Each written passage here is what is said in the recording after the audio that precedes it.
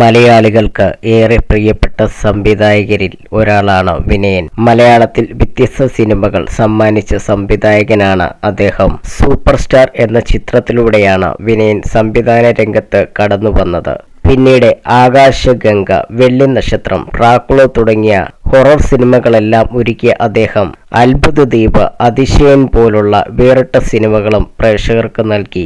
വിനയന്റെ കരിമാടിക്കുട്ടൻ, വാസന്തി ലക്ഷ്മിയും പിന്നെ ഞാനും ഉൾപ്പെടെയുള്ള നിരവധി സിനിമകളിൽ ഭാഗമായിട്ടുള്ള നടനാണ് കലാഭവൻ മണി.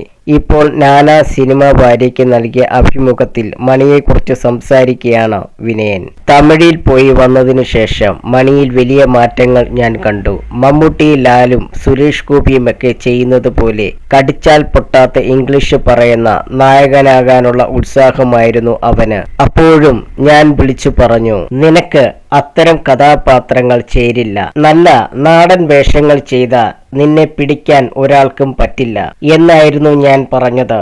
ഓരോരുത്തര് കഥയായി വന്നപ്പോൾ ചെയ്തു പോയെന്നാണ് എന്നോട് പറഞ്ഞെങ്കിലും പിന്നീട് മണി പോയത് ആ വഴി തന്നെയാണ്. അതിനുശേഷം ഞങ്ങൾ തമ്മിൽ വലിയ ബന്ധമൊന്നുമില്ലായിരുന്നു. ഇടയ്ക്ക് ഫോൺ വിളിക്കും.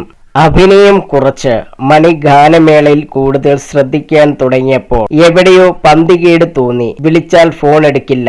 എന്നാലും മണിയുടെ സുഹൃത്തുക്കളിൽ നിന്നും വിവരങ്ങൾ അറിഞ്ഞുകൊണ്ടിരുന്നു. പടങ്ങളിൽ അഭിനയിക്കാതിരിക്കുന്ന സമയത്തും മണി പാവപ്പെട്ട ആളുകളെ വലിയ രീതിയിൽ സഹായിച്ചിരുന്നു. അതൊന്നും ആരും അറിഞ്ഞില്ല. അറിയിക്കണമെന്ന് മണി ആഗ്രഹിച്ചിട്ടുമില്ല. ഇവിടെ പലരും ഒരാളെ സഹായിക്കാൻ പോകുമ്പോൾ ചാനലുകൾ ഫ്രീ ആണോ എന്നല്ലേ ആദ്യം അന്വേഷിക്കുന്നത്. അങ്ങനെയുള്ള ആളല്ലായിരുന്നു മണി, വിനയൻ പറഞ്ഞു.